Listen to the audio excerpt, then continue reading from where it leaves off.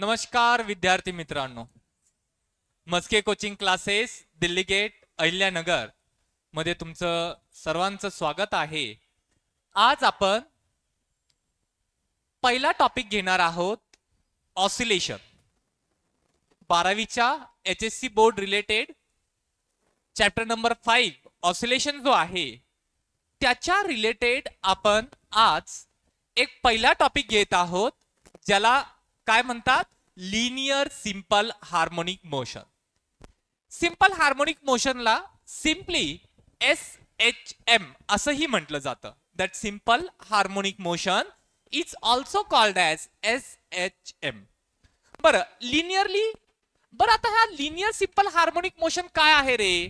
तर linear simple harmonic motion म्हणजेच that is our linear simple harmonic motion is a linear periodic motion in which body moves to and fro in a straight line where the force is directly proportional to the displacement and force and displacement are in a opposite direction, that is called as linear simple harmonic motion। बरं, या linear simple harmonic motion विषयी तुम्हा सर्वांना पहिल्यांदाच एक थोडंफार knowledge आहे। मला एक सांगा, फोर्सचा फॉर्म्युला काय? F is equal to minus kx, that F which is equal to the minus kx। जो फोर्स आहे दॅट F म्हणजेच काय, that is our restoring force. त्याला फक्त फोर्स न म्हणता त्याला इथे आपण रिस्टोरिंग फोर्स असं म्हणतो।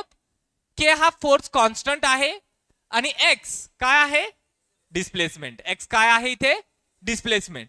बरं, हा जो फोर्स आणि डिस्प्लेसमेंट हे दोन्ही अपोजिट डायरेक्शनला आहे असं लक्षात येतं आपल्याला ह्या नेगेटिव्ह साइनने। That negative sign indicate that our restoring force and displacement are in a opposite direction.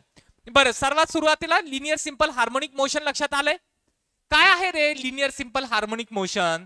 ज्या वेळेस एखादी बॉडी एक स्ट्रेट लाईन मध्ये टू आणि फ्रो मोशन परफॉर्म करत असेल, ज्यावेळी एखादी बॉडी एक स्ट्रेट लाईन मध्ये टू आणि फ्रो मोशन परफॉर्म करत असेल आणि ते परफॉर्म करताना तो जो फोर्स आहे, जी बॉडी रिस्टोर होत आहे एक particular with respect to particular mean position, तर तो जो फोर्स आहे तो डायरेक्टली प्रपोर्शनल असेल त्याच्या डिस्प्लेसमेंटला, बॉडीच्या डिस्प्लेसमेंटला। तो रिस्टोरिंग फोर्स हा डायरेक्टली प्रपोर्शनल असेल आणि आपला फोर्स आणि डिस्प्लेसमेंट हे दोन्हीही अपोजिट डायरेक्शन मध्ये असेल, त्याला म्हटलं जातं लिनियर सिंपल हार्मोनिक मोशन।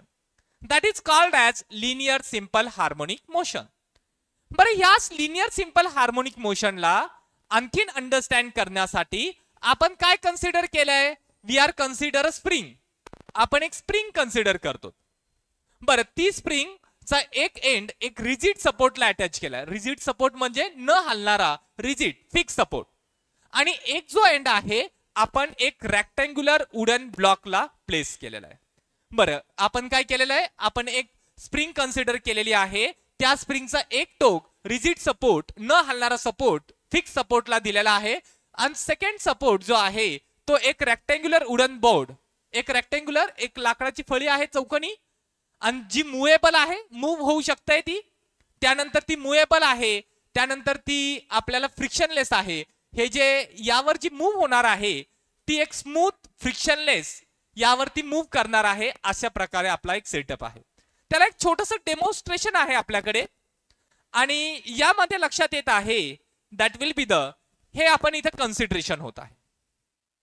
आता यामध्ये जर तुम्ही लक्षात घेतलं तर व्हॉट इज दिस, आता यामध्ये पहा, हा रिजिड सपोर्ट आहे, याचा फिक्स सपोर्ट आहे। आपण काय कन्सिडर केलंय, एक रेक्टँग्युलर वुडन ब्लॉक घेतलाय। हा रेक्टँग्युलर वुडन ब्लॉक आणि तो कशावर, एक स्मूथ सरफेसवर काय करणार आहे, मूव्ह करेल। पण actually that will be the rectangular wooden box जो आहे तो जरा हेवी झालेला आहे as compare to the spring strength. त्याच्यामुळे आपण काय कन्सिडर करूयात, इकडचा बॉक्सला रेक्टँग्युलर कन्सिडर करूया आणि हा रिजिड सपोर्ट। तर मला एक सांगा, मी याला डिस्प्लेसमेंट देत आहे थोडंसं।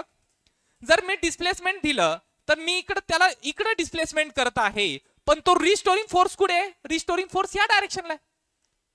म्हणजे माझं डिस्प्लेसमेंट आणि रिस्टोरिंग फोर्स हा वेगळ्या डायरेक्शनला आहे. मी डिस्प्लेसमेंट करतो ह्या डायरेक्शनला, तो रिस्टोरिंग फोर्स आहे ह्या डायरेक्शनला. Both are in a opposite direction. ते दोन्हीही कशा डायरेक्शन मध्ये? Opposite. That displacement and restoring force are in a opposite direction. Both are in a opposite direction.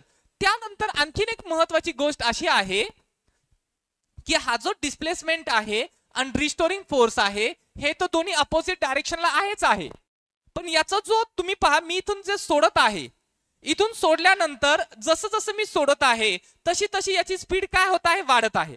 आणि ज्या वेळेस तो त्याच्या मीन पोझिशनला, ऍक्च्युअल पोझिशनला जाईल तर त्याची स्पीड ही मॅक्झिमम असेल. म्हणजे इथून सोडल्यानंतर मी त्याला जसंच इथून सोडतो तर त्याच्या मीन पोझिशनला गेल्यावर त्याची स्पीड ही मॅक्झिमम आहे. आणि त्या मॅक्झिमम स्पीडमुळे तो काय होत आहे?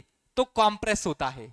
तो काय होत आहे? त्याची ऍक्च्युअली पोझिशन इथे आहे, पण तो काय करत आहे? हा कॉम्प्रेस होत आहे अशा प्रकारे. आणि तो कॉम्प्रेस झाल्यानंतर त्याला परत रिलीज केल्यानंतर परत तो काय होत आहे? परत तो त्याच्या पोझिशनला येत आहे. तो कॉम्प्रेस झाल्यानंतर परत रिस्टोरिंग, परत तिथे मॅक्झिमम आल्यानंतर परत जर हे आहे, दिस इज अवर ऍक्च्युअली हॅपन. ही काय करत आहे? ही जी स्प्रिंग आहे ती आपल्याला स्वतःचं पोझिशन, स्वतःचं शेप, स्वतःची साईज रिगेन करायचा प्रयत्न करत आहे. That springs try to maintain their original shape, size, volume. Spring काय करत आहे? त्याच्या ओरिजिनल शेप मध्ये, व्हॉल्यूम मध्ये, साईज मध्ये येण्याचा प्रयत्न करत आहे. त्याच्यासाठी तिथे रिस्टोरिंग फोर्स आपल्याला पाहायला भेटत आहे आणि त्याचीच आपण इथे स्टडी करत आहोत. That same study which we are going to understand in the topic. येतं लक्षात? That will be the this is like this only. आपण याला सोडा लाईक दिस. आणि यामध्ये मीन्स व्हॉट, त्याला आपण एक वेगळ्या प्रकारे पण आपण पाहू शकतो. त्याला जर आपण काय केलं, एक ऑब्जेक्ट हे केलेलं आहे आणि त्याला सस्पेंड केलतो तर काहीतरी सस्पेन्शन तेव्हा जाणार त्या ऑब्जेक्टच्या याच्यानी आणि तिथे पण आपल्याला लिनियरली मोशन पाहायला भेटेल. मी इथे या बेसिसवर इथे समजून सांगत आहे. पहा, मी काय केलेलं आहे, जो डेमो आहे तोच डेमो इथे पाहत आहोत. आपण डायग्रामॅटिकली डेमो पाहत आहोत.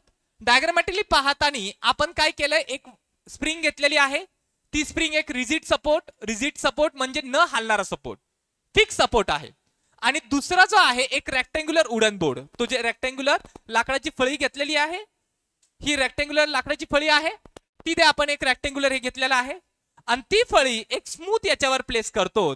जे स्मूथ प्लेस केलेले आहे स्मूथ सरफेसवर, जी की आपल्याला फ्रिक्शनलेस आहे आणि स्मूथ सरफेस आहे. जसंच मी काय करत आहे, हा जो ब्लॉक आहे ह्या ब्लॉकला जसंच मी मीन पोझिशन पासून आउट, ही मीन पोझिशन आहे, हे काय त्याचं, ही त्याची ओरिजिनल पोझिशन आहे. ह्या स्प्रिंगची ओरिजिनल पोझिशन आहे, मीन पोझिशन आहे. या मीन पोझिशनला मी इथं कन्सिडर केलंय. पण आता मी काय करत आहे, ह्या ब्लॉकला टुवर्ड्स द राईट मी याला पुश करत आहे. हा जो ब्लॉक आहे ह्या ब्लॉकला मी टुवर्ड्स द राईट पुश करत आहे. ब्लॉकला मी टुवर्ड्स द राईट पुश करत आहे. पण हा जो ब्लॉक आहे त्यावर एक रिस्टोरिंग फोर्स अप्लाइड होणार. ते कोण करणार रिस्टोरिंग फोर्स? ही जी स्प्रिंग आहे ही स्प्रिंग एक रिस्टोरिंग फोर्स, रिस्टोरिंग म्हणजे काय, ती स्प्रिंग त्याच्या स्वतःच्या जागेवर येण्याची प्रयत्न करेल, स्वतःच्या शेप मध्ये येण्याचा प्रयत्न करेल, स्वतःची साईज मध्ये येण्याचा प्रयत्न करेल. म्हणजे ती जी स्प्रिंग आहे ती स्प्रिंग त्याच्या ओन शेप, साईज, व्हॉल्यूम मध्ये येण्याचा प्रयत्न करेल. बरं, ते करण्यासाठी काय करत आहे, तर ही जी स्प्रिंग आहे त्याच्या ओरिजिनल शेप, साईज मध्ये येण्यासाठी त्याला डिस्प्लेसमेंट दिल्यानंतर मग हे काय करते, ह्या जो ब्लॉक आहे त्या ब्लॉकवर रिस्टोरिंग फोर्स अप्लाइड होतो. त्या ब्लॉकवर काय होतो, रिस्टोरिंग फोर्स. आणि तो ब्लॉक मग त्या मीन पोझिशन कडे मूव्ह करतो. आपण डिस्प्लेसमेंट कुठे केलेलं आहे, we displace the toward the right, but the restoring force is applied towards the left. म्हणजे आपण डिस्प्लेस काय केलेलं आहे, ब्लॉकला डिस्प्लेस करत आहोत टुवर्ड्स द राईट, पण त्यावर जो रिस्टोरिंग फोर्स अप्लाइड झालेला आहे या स्प्रिंग मुळे तो आहे टुवर्ड्स द लेफ्ट, तो टुवर्ड्स द लेफ्ट आहे. आणि यामध्ये आपल्याला ते पण लक्षात आहे, the force is directly proportional to the displacement. Means the magnitude of force is directly proportional to the magnitude of displacement. जर डिस्प्लेसमेंट जास्त असेल तर तो फोर्स जास्त असेल, जर डिस्प्लेसमेंट छोटा असेल तर तो फोर्स कमी असेल. म्हणजे आपला जो रिस्टोरिंग फोर्स आहे त्याचं जे मॅग्निट्यूड आहे, त्याची जी स्ट्रेंथ आहे ते कशावर डिपेंड आहे? डिस्प्लेसमेंटवर. If the displacement is a large then the magnitude of force is also large. आणि डिस्प्लेसमेंट आणि restoring force they are in opposite direction. एक आणखीन लक्षात घ्या, हा जो रिस्टोरिंग फोर्स आहे ना, तो restoring force that is always directed towards the mean position. हा जो रिस्टोरिंग फोर्स आहे ही मीन पोझिशन आहे. मीन पोझिशन म्हणजे काय रे? किंवा इक्विलिब्रियम पोझिशन, जिथे कोणत्याही प्रकारे या स्प्रिंगवर फोर्स अप्लाय होत नसेल तर ती जी पोझिशन आहे ती पोझिशन मीन पोझिशन किंवा इक्विलिब्रियम पोझिशन असं म्हटलं जाईल. बरं, मग मी काय करत आहे, मी त्याला जर राईटला फोर्स दिला तर त्याच्यावर एक काय होणार, म्हणजे मी काय करत आहे, हा जो ब्लॉक आहे त्याला मी राईटला मूव्ह करत आहे, तर ही जी स्प्रिंग आहे ती स्प्रिंग ह्या ब्लॉकवर लेफ्टला फोर्स अप्लाइड करेल, त्या फोर्सला रिस्टोरिंग फोर्स म्हणूयात. आणि तो जो फोर्स आहे तो फोर्स असतो F is equal to minus KX. F is a restoring force, K is a force constant, X is a displacement, and negative sign indicate that our restoring force and displacement are in a opposite direction, where the magnitude of force is directly proportional to the magnitude of displacement. आपलं जे फोर्सचं magnitude आहे ते directly proportional असतं डिस्प्लेसमेंटला. As displacement is greater the magnitude is also greater. आणि negative sign indicate करते force आणि displacement हे कसे आहेत? They are in a opposite direction. Force आणि डिस्प्लेसमेंट कसे आहेत? They are in opposite direction. आता एक गोष्ट लक्षात घ्या, जसंच मी याला इथून रिलीज करतो तर याची स्पीड, हा जो ब्लॉक आहे ह्या ब्लॉकची स्पीड वाढायला लागते. आणि ज्या वेळेस तो ह्या मीन पोझिशनला येतो ना, याची स्पीड ही मॅक्झिमम असते. तसं तर याला इथं थांबायला पाहिजे, पण याची स्पीड एवढी असते की ह्या मोमेंटला तो थांबत नाही आणि काय करतो, ह्या स्प्रिंगला तो कॉम्प्रेस करतो. ह्या स्प्रिंगला काय करतो? कॉम्प्रेस करतो त्याच्यावर, कारण की त्याच्यावर एक फोर्स अप्लाइड झालेला असतो आणि त्याच्यामुळे ती स्प्रिंग कॉम्प्रेस होते आणि तो परत डिस्प्लेस करतो -x डिस्टन्स इकडे. बरं, इकडे गेल्यानंतर ती जी स्प्रिंग आहे ती स्प्रिंग परत त्याच्या ओरिजिनल शेपला यायचा प्रयत्न करते. परत त्यावर त्या ब्लॉकवर फोर्स अप्लाइड होतो आणि त्यावेळेस त्या ब्लॉकवर फोर्स असतो that is towards the mean position, म्हणजे टुवर्ड्स द राईट. कारण की डिस्प्लेसमेंट हा टुवर्ड्स द लेफ्ट झाला असतो with respect to the mean position. ह्या मीन पोझिशन किंवा त्याची इक्विलिब्रियम पोझिशन, जी की त्याची ओरिजिनल पोझिशन असते, जी त्याची ओरिजिनल पोझिशन आहे, ज्याला मीन पोझिशन म्हटलेला आहे, ज्याला इक्विलिब्रियम पोझिशन म्हटलेला आहे, त्याच्याकडे तो नेहमी काय असतो? रिस्टोरिंग फोर्स ओरिएंटेड असतो. मग मी काय केलेलं आहे, जर डिस्प्लेसमेंट इकडे असेल तर त्याचा रिस्टोरिंग फोर्स कुठे असेल? Towards the right. आणि परत ज्या वेळेस तो ब्लॉक इथे येईल तर येता येता त्याची स्पीड खूप जास्त होईल आणि इक्विलिब्रियम पोझिशनवर त्याची स्पीड मॅक्झिमम असेल, त्याच्यामुळे परत तो इथे इकडे येईल आणि तो कंटिन्यू असा ऑसिलेट करत राहील. It oscillate continue. का? कारण की याच्यावर कोणतंही फ्रिक्शन नाही होत. ऍक्च्युली प्रॅक्टिकली इथं फ्रिक्शन होत आहे. प्रॅक्टिकली तुम्ही पाहताल, प्रॅक्टिकली मी काय करत आहे, प्रॅक्टिकली इथं काय होत आहे, काही वेळानंतर थांबणार तो ऑटोमॅटिक. का? कारण की इथं रिस्टोरिंग जो आहे आपलं जे आउटर जो फ्रिक्शन होत आहे इथे, त्याच्यामुळे थांबतोय. पण आयडियली जर आपण इथे पाहिलं तर एकदा जर आपण काय केलं, एकदा जर डिस्प्लेसमेंट केलं तर तो फक्त डिस्प्लेसमेंटच करत राहील. It continue displace. It continue display, जोपर्यंत त्याला थांबवत नाही आउटर, तो कंटिन्यू डिस्प्लेस होत राहील. पण इथे तसं होत नाही. There nothing happen. इथे आपण जसं स्टॉप करतो काही वेळानंतर तो पोझिशन काय होतं, त्याची मीन पोझिशन हा गेन करत आहे, हा थांबत आहे, हे आपल्याला इथे लक्षात येत आहे. बरं, यानंतर आपण तेच इथे पाहिलेलं आहे, तेच आपण इथे पाहत आहोत. ठीक आहे, आता यामध्ये मला एक सांगा, that is acceleration F is equal to m. तुम्हाला माहित आहे का रे? तिथनं आपल्याला माहित आहे that A which is equal to the F divide by M. A which is equal to the F divide by M. F काय रे? F हा minus K divide by M आणि X, where that will be the K by M. त्याला आपण इथे consider करत आहोत. आणि इथे परत लक्षात येत आहे आपलं जे ऍक्सलरेशन आहे आणि डिस्प्लेसमेंट आहे they are proportional to the each other and they are in a opposite direction. इथे जशा प्रकारे आपला फोर्स आहे पहा, फोर्स कुठे, force toward the mean position, तसंच आपला जो ऍक्सलरेशन आहे तो पण कसा असेल, that is in a opposite direction of displacement. ज्या डायरेक्शनला डिस्प्लेसमेंट झालंय त्याच्या अपोजिट डायरेक्शनला आपला ऍक्सलरेशन असेल. Acceleration is also in a opposite direction of in a displacement. ते तिथं निगेटिव्ह साइन इथे इंडिकेट होत आहे. ते आपण ह्या दोन गोष्टी इथे अंडरस्टँड करत आहोत. दोन गोष्टी इथे समजलेल्या आहेत आपल्याला आणि या प्रकारे आपण तिथे अंडरस्टँड केलं. बरं, यानंतर आपल्याला इथे त्यांनी एक गोष्ट लक्षात आलेली आहे. What basically a linear simple harmonic motion. A linear simple harmonic motion is a linear periodic motion in which body moves to and fro in a straight line where the force is directly proportional to the displacement and the magnitude of force is also directly proportional to the displacement of a body. म्हणजेच force आणि displacement हे दोन्ही opposite डायरेक्शनला आहेच आहे, पण त्याचे magnitude आहे फोर्सचं ते डायरेक्टली प्रपोर्शनल आहे displacement of a body. Body किती डिस्प्लेसमेंट होत आहे त्याच्यानी आपल्याला इथे लक्षात येत आहे. तेच आपण इथे अंडरस्टँड केलंय. आले लक्षात? पहा इकडे एक खूप इझी फॉरवर्ड मी एक टॉपिक इथे सांगत आहे, that is linear simple harmonic motion. ज्यावेळी एखादी बॉडी टू आणि फ्रो मोशन परफॉर्म करत असेल अलॉंग द स्ट्रेट